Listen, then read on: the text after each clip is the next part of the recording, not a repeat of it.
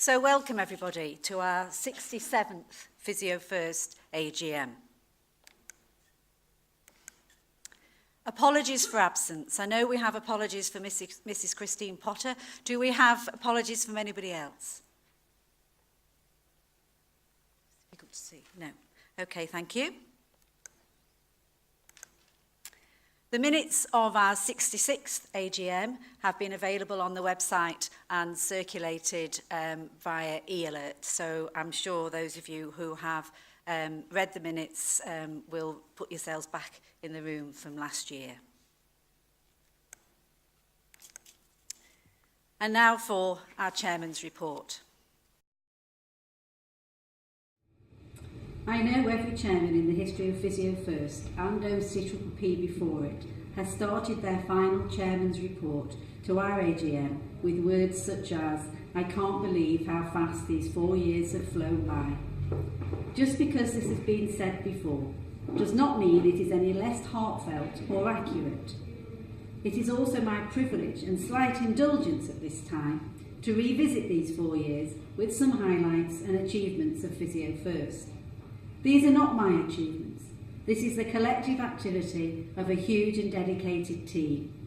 Our volunteers and our office team dreaming together, planning together, and then getting things done together. Being the leader of this wonderful team has been an honour and a joy. We have met the challenges of our changing healthcare marketplace head-on and led the way in developing solutions to enable our members to demonstrate their quality as private physiotherapy practitioners. Our executive committee has been brave enough to advocate measuring individual physiotherapists' patient outcomes, and our members have been brave enough to input these outcomes, trusting Physio First to find a way to make these count. To quote a recent tweet from CSP Director of Communications Rob Yeldon, who said, "If you don't count, you will not count." But back to my 4 years, and to this year in particular. In 2013, our executive agreed our 5-year vision to champion evidence-based, cost-effective, private physiotherapy with Physio First members in the changing healthcare marketplace. Having completed our rebrand in 2016 and our 9-goal 5-year business plan 1 year ahead of time, we revisited our vision in October 2017 and have reaffirmed it for the next 3 years. It helps enormously to have such a clear vision to anchor where we target all our resources. These resources include all our time, energy and money, all considered equal, with no one any more or less important than the other, especially as so much of our time and energy is volunteer time and energy. So what do we regard as our main achievements? Our quality assured schemes have become increasingly highly regarded by our members and our stakeholders, and just very recently were recognised by Bupa, the largest medical insurer in this country, as being the only quality scheme they trust enough to endorse. The only scheme in the country to have independent third-party analysis of the quality data. However, we now need to extend this awareness to our main source of patients, the self-referring, self-paying, uninsured public. So please do look out for our brand new e-booklet that explains everything so simply, and share it with all your patients. In November 2018, we launched our Quality Assured Clinic scheme, where all MSK clinicians within a clinic can contribute to a clinic-wide measurement. To support this, we offered a part-time subscriber rate, making this accessible and cost-effective for as many clinics as possible. The first download of data for QAC assessment occurred in January 2019, and the next one will take place in May. All the details of these free-to-member benefits can be found on our Physio First website or of course, at our Stand Hearing conference. Our progress with the University of Brighton in unstacking the data collected through our DFI scheme has enabled us to produce some very powerful evidence-based statements. For example, the sooner you seek treatment from a Physio First private practitioner, the better your outcome will be. 9 out of 10 patients who see a private practitioner are seen within 1 week.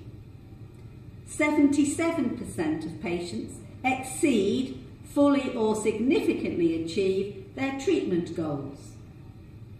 The robust and in-depth analysis of our data to support these statements can be found on our website.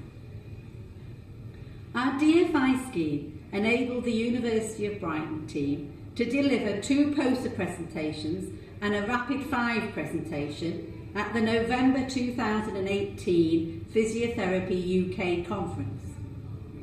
They have also had 3 abstracts relevant to our DFI and QAP schemes accepted for the May 2019 World Confederation for Physical Therapy conference in Geneva.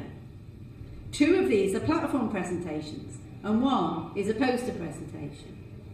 This is hugely important to be recognised on such a world stage, so well done to our UOB team, and thanks to PPEF for helping to fund a delegation to attend the conference in Geneva to support these presentations.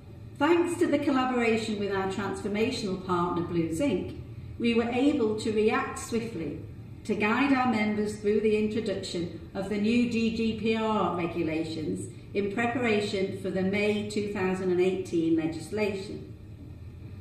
A series of countrywide roadshows and webinars were rolled out, giving information and Q&A sessions. We also worked with our partner Painless Practice, who produced a comprehensive step-by-step guide on how to comply with GDPR. We intend to revisit this in 2019. Our digital newsletter, The Core, has become a well-established information resource for our members, one that enables us to deliver news quickly in response to marketplace changes. It can be accessed on any device on the go, and the volume of open and click-through rates on our articles indicate that our members are finding the information we are supplying to be convenient to view and of huge interest. At the beginning of January 2019, our office team numbered 10, made up of 6 full-time and 4 part-time team members. Together with our externally based and employed General Secretary, who proposed new title is our Strategic and Business Lead. Our office manager of 15 years, Julia Costello, moved on this year, and we were delighted to welcome Donna Partu to the new role of Operational Lead, a title that again reflects the evolving dynamics of our superb team. Our relationship with the CSP has been important over the past years, and we welcomed their invitation to work with them on the co-authorship of an e-booklet, Guide to the Starting in Private Practice, that was launched in October 2018. The publication is hosted on our own Physio First website and linked to the CSPs, and is used as an information resource for inquiries about issues with regard to private practice, both by our office team and the CSP inquiries handling team. We are looking to the future and are working with the CSP in defining a system to support our members to be able to take students into their practices to experience private practice as part of their practice-based learning. This will involve helping our members to gain the skills to be practice educators and to work with the CSP and higher education institutions on common assessment documentation. It will also be important to talk to them about the need to have a business case to enable private practitioners to support this. We also expect this initiative to provide a pool of potential recruits for our members' practices through their opportunity to mentor undergraduates into the mindsets and skill sets necessary for private practice. We watch with interest the evolution of first contact practitioners within the NHS and the emerging role of an advanced practitioner. We are also hoping to work with the CSP to benchmark our QAP and QAC schemes against this framework, which, if successful, has the potential to offer a form of career structure within private practice, something we have often craved but never thought we might achieve. Since its sign-off in 2015, our communication strategy has been incrementally updated. Our full rebrand in 2016 culminated in our new website and other communication tools. Our executive chose to invest a significant amount of our organisation's reserves to achieve these aims. This led to a deficit budget and accounts for 3 years running. We announced last year that this spending was now complete, and following careful planning and accounting, we are pleased to have finished this year on a small surplus.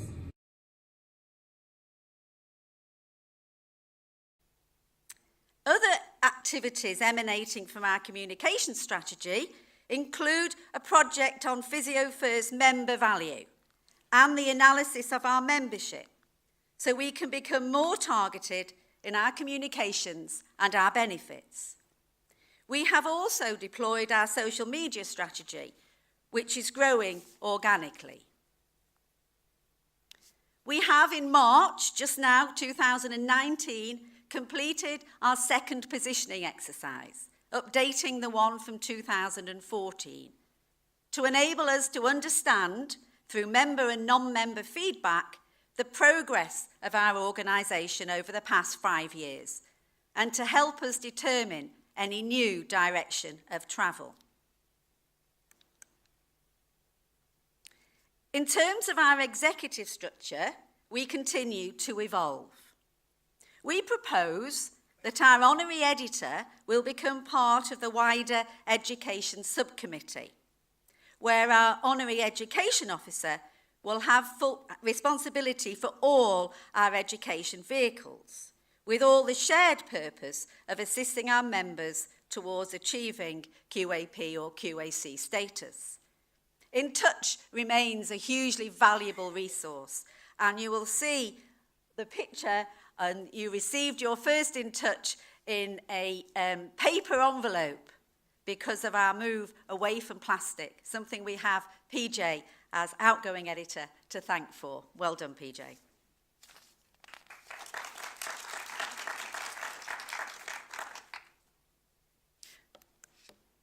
One of the areas of growth that we have been missing thus far is the responsibility to lead on our communication strategy, as informed by our member analysis and our positioning reports. So we propose creating a new executive post, that of Honorary Communications Officer, to be responsible for developing and deploying this aspect of our organisational planning. These executive changes and proposals will be voted upon following my report. If successful, our structure can be summarised as in the diagram on the screen, with 3 main strategies driving our activity, those of quality, commercial, and communication.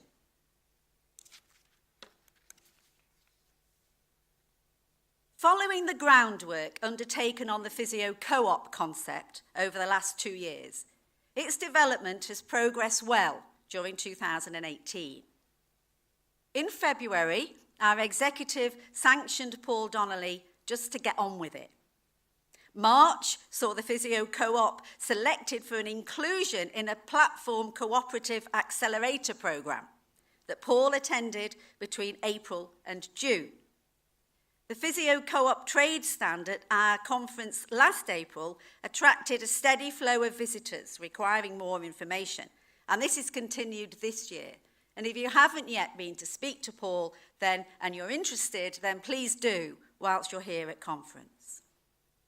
Our executive have sanctioned the next steps at our October meeting, which included establishing a founder group to look at the concept more closely.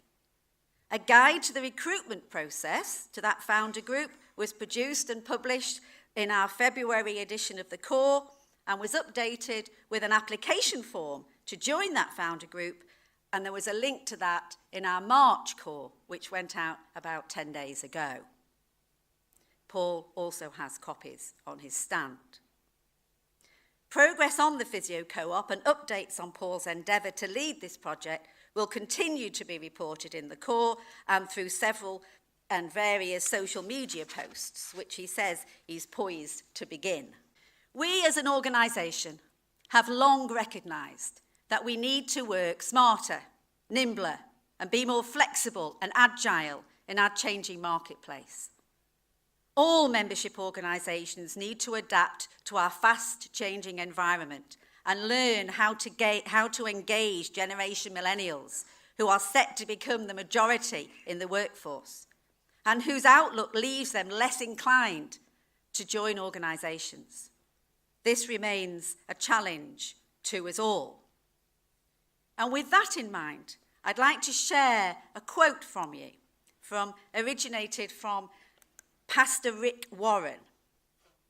A question I would put to all our members and our potential members. Are we at Physio First caretakers, undertakers, or risk takers? Almost 2/3 of our membership remain over 50 years of age, and we now lose members to retirement in significant numbers each year.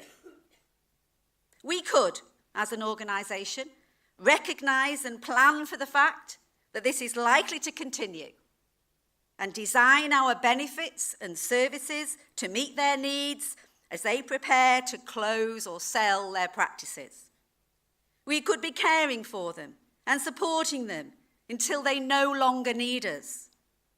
We would acknowledge our demise and plan proactively to make this end as comfortable and as dignified as possible. This caretaker approach would inevitably lead us to become undertakers.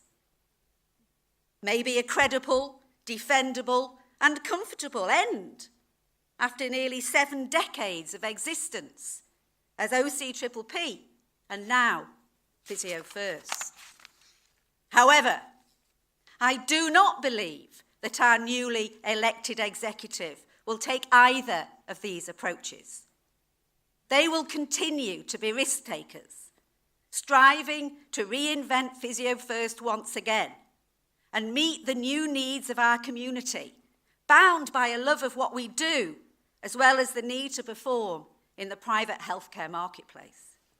We will continue to work together and support members and clinics who are ready and willing to expose their physiotherapy practice to scrutiny in order to demonstrate the quality of the service that we provide to our patients.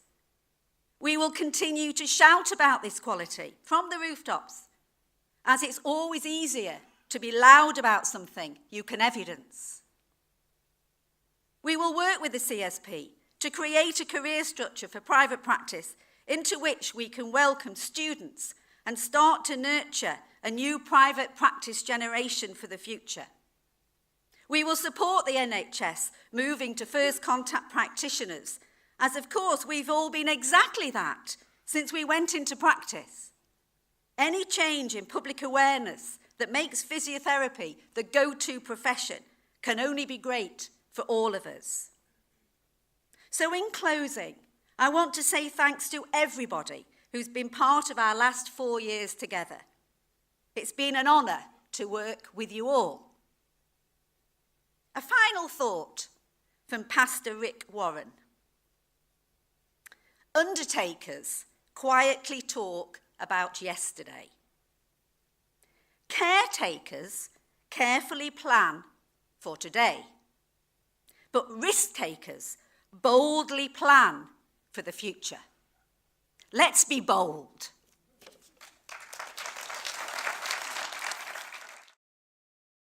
Before we go into our actual business meeting, part of the meeting, following my report, which will be available to everyone, I need to ask the meeting. We have we have several non-members in the room. We have Natalie from the CSP. Welcome, Natalie. We have Celia from Painless Practice. We have George from the UOB. We have Guy. Of course, George and Guy both are vice presidents, and we have several members of the office team. Before we go into details about our financial position, is all the meeting happy for those people to remain present? Anybody against? Thank you. You're all very welcome. Another year has passed with further enhancements at Physio First. So what has been the financial position to our organisation? Being a not-for-profit organisation, our executive are tasked with how best to guide our organisation for the long-term benefit of our members and to establish what investment our reserves might be required to implement them, whilst ensuring its financial stability. So what were the results of 2018? Well, to name but a few, we developed and launched our QAC scheme, continued to champion our QAP scheme to the entire health sector, launched a new part-time subscription, enhanced our MRM membership computer system, and made significant savings again on last year in many areas, which resulted, I'm pleased to say, in us finishing the year on a 1.6k surplus, our first since we embarked on our ambitious 9 goals in 2015. Our organisation remains financially secure, and we are aiming and are indeed on target after the first quarter for another small surplus for 2019 in order to continue to replenish our reserves.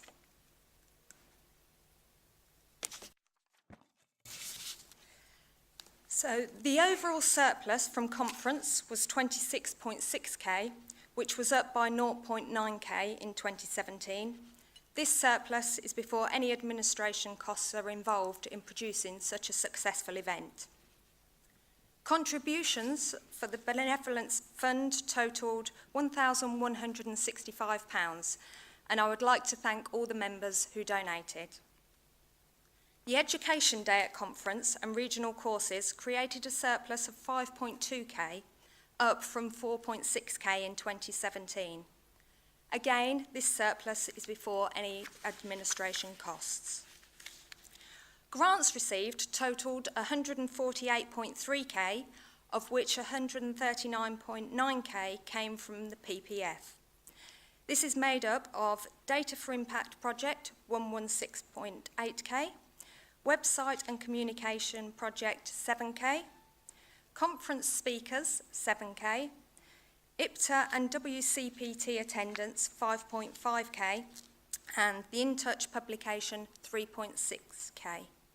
We would like to thank the PPF for their continued support of Physio First and our activities that help towards the delivery of their charitable objectives. Membership numbers reduced by 205 in 2018.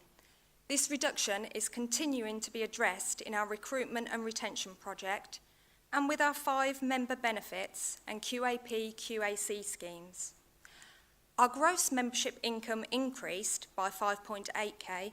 However, with additional Data for Impact costs in the year, the net income was down on the previous year by 10.4k. Our In Touch publication produced a deficit of 8.2k in 2018, which was reduced to 2.9k after journal subscriptions and the 3.6k grant awarded from the PPF. Commission and administration income totalled 13.7k, and investment income was the same as in 2017. Total costs of running our organisation were 644.2k in 2018, compared with 702.7k in 2017, down 58.5k. The main reasons being depreciation decreased by 7.9k due to several assets being fully depreciated in previous years. Finance costs reduced by 0.3k. Computer costs increased by 1.8k, representing the upgrading of our website to make it more secure. Professional fees reduced by 23.7k to 40.7k, with the upskilling of our office team and more tasks being carried out in-house. A review of our office team business priorities, combined with natural attrition, resulted in a reduction of 15.2k for salaries and training. Meeting costs were again reduced in 2018 by 3.8k, thanks to careful monitoring of the requirements of all attending delegates and by moving further meetings to an electronic format.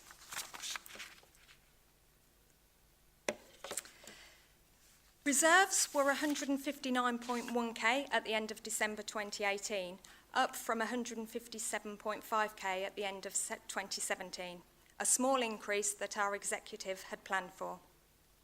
There were fixed asset purchases of 20.6k during the year and 2.5k disposals. 2019 will see Physio First continuing on our strategic journey. We plan to continue to invest all our efforts in the future of our organisation and the goals we have set, whilst ensuring our financial stability. This planning has led to our executive committee budgeting for an approved small surplus again for the coming year. Looking forward, 2019 will bring new challenges, least of all Brexit, and I hope that together we can prosper and continue to champion private physiotherapy in an ever-changing healthcare marketplace. Thank you.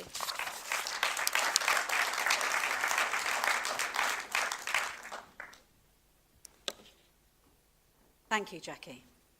As we did not receive any questions to the meeting, and certainly no financial questions, then I propose we go straight to the vote to adopt our accounts. Have I got a proposer for the adoption of our accounts? Claire O'Royd, have I a seconder? Brian Simpson. Thank you.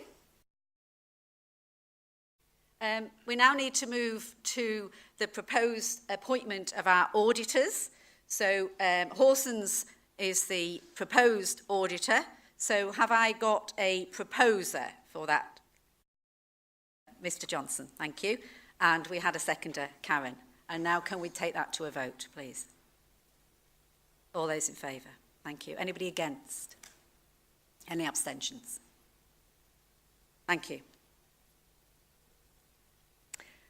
So back to the questions from the members. We received no questions. And I was just going to say, before the lady asked, that obviously there are people who will think of things during the AGM that they would like to ask about. And that, of course, that's perfectly all right. But can you come and do that with any of our executive at the end of the meeting? And we can have a chat about that.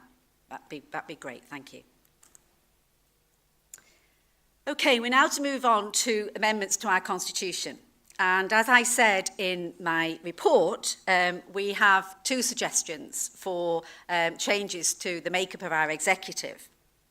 The first being that the role of honorary editor becomes part of the education subcommittee, where there will be a bigger area of support and a bigger pool of people to help identify and select authors. And to the editor's role will be in bigger part of that of the education subcommittee. That's the first change. And the second change is that we create an executive post of honorary communications officer. We need now to look outwards. We need to look at the way we communicate, both with our members, our non-members, and our marketplace. And we've worked hard to get to this point, so we'd like the meeting to support the creation of a communications role within our executive. That's how the changes will look in the Constitution. And that's the second part of the Constitution where the changes will appear.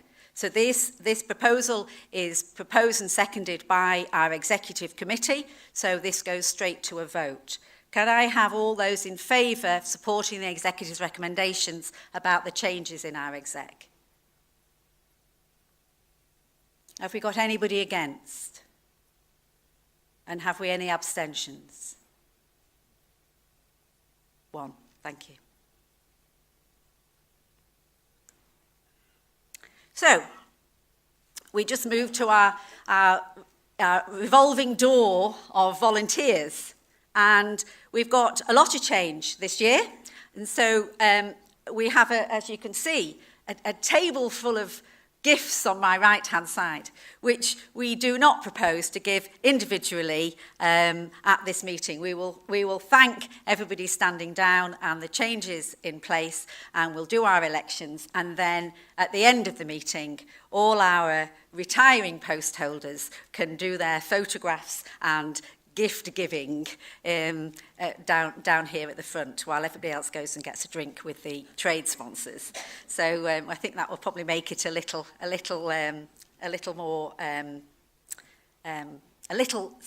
more seamless, is what I'm trying to say. So we have 4 regional officers standing down.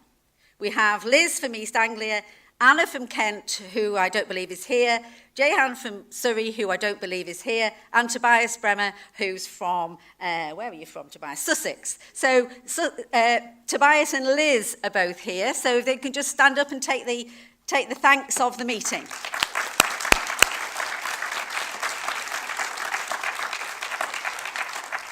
Thank you very much. Now, we have had elections in some of the regions for new or existing regional officers to stand again. So we've had some elections, so this meeting just requires ratification of these people coming into these posts. So we can do the ratifications all at once, but if you stand up if you're here when we talk about you. So Tracy, who is from London. Paul, who is from North West Met, and Claire, who is from Essex. Thank you very much. And those profiles that have just been up swiftly on here are available on the Physio First website under the post holders. You can read about everybody who volunteers and gives their time and energy so willingly and freely to our organisation. So thank you very much. It's great to have you on board.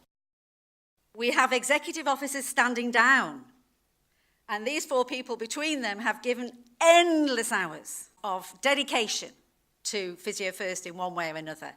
So Karen Lay, who's standing down as Vice Chairman, Amanda Marsh, who's standing down as Education Officer, Paul Johnson, who's standing down as Editor, and Tobias, who's standing down as Regional Officer Representative.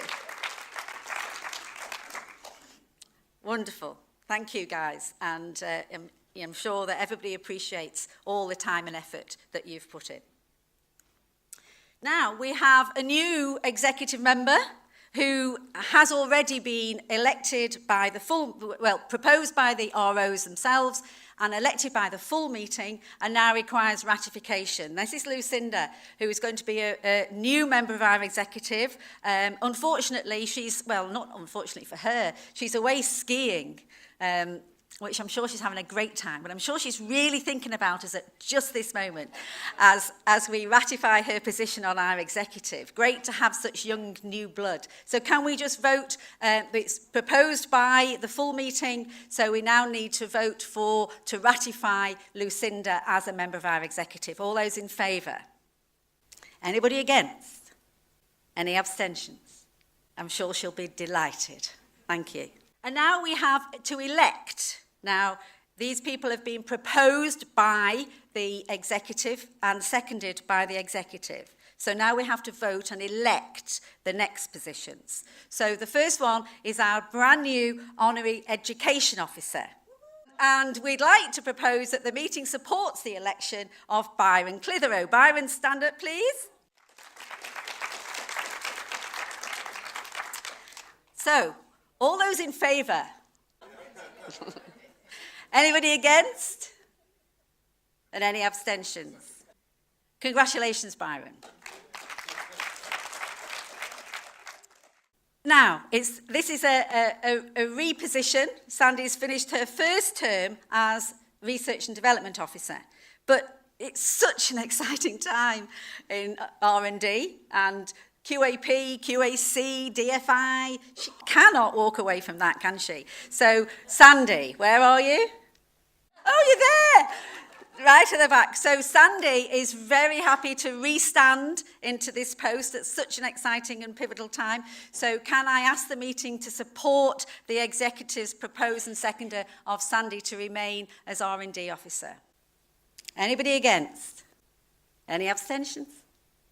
Now, congratulations, Sandy. The next position just requires a tiny bit of explanation. And I don't know that I should be apologising or telling you how excited it is, but Honorary Communications Officer is a new role. And we have a precedent for outgoing chairmen to create new roles. Carol Owen created a commercial team and became the first commercial officer.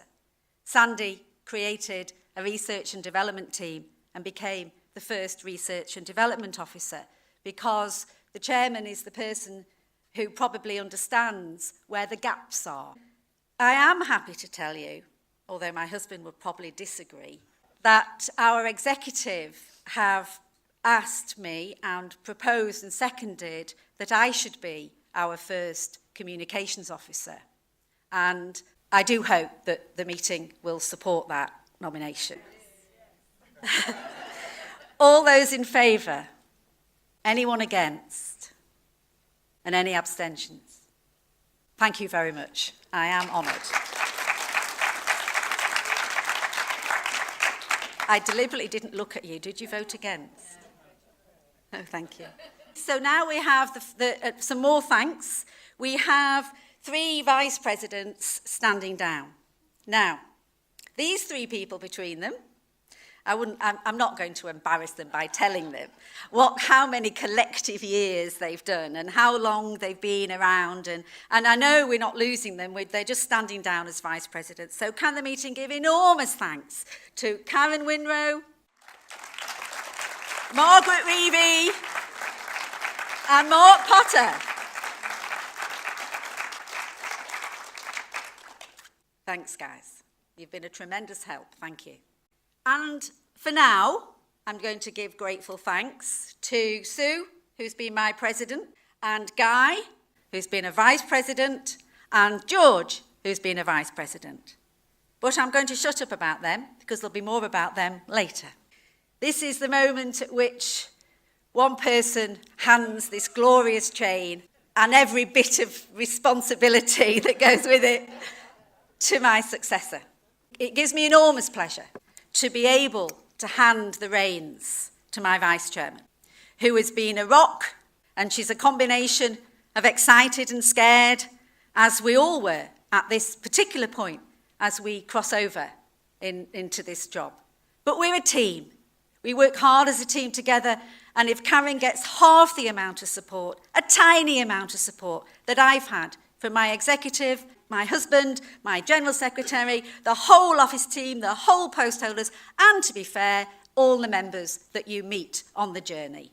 Karen, she's a Physio First stalwart, and as I looked at all the positions she's held, she came in as Mercia RO, she then became the RO rep to the executive, she then became education officer, she then became commercial officer, she then became vice chair. So what a more rounded individual than that could we have as our incoming chairman. So it's with enormous pleasure that I'm going to hand the reins to my vice chairman, Karen. You know me. Is it? Have you had one of those as well?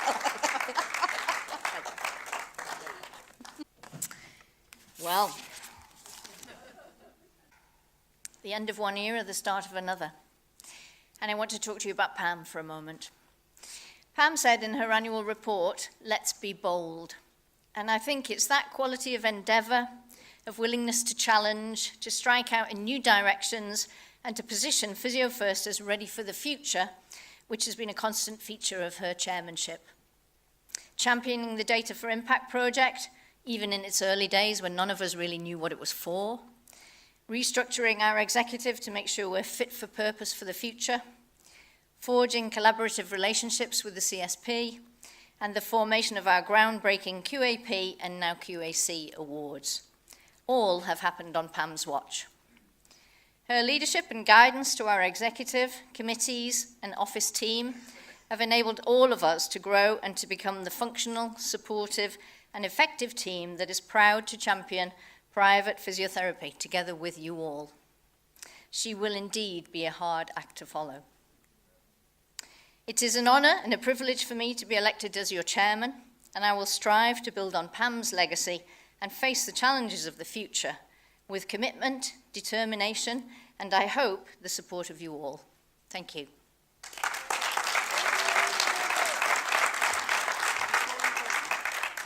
Before Karen goes on, having heard her acceptance speech, we do need to actually ratify. Oh, yeah.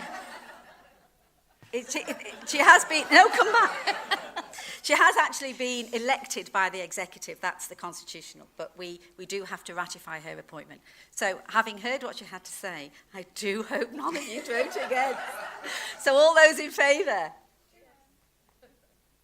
Wonderful. Anybody against? Of course not. Thank you. Any abstentions? So, you're it. Thank you.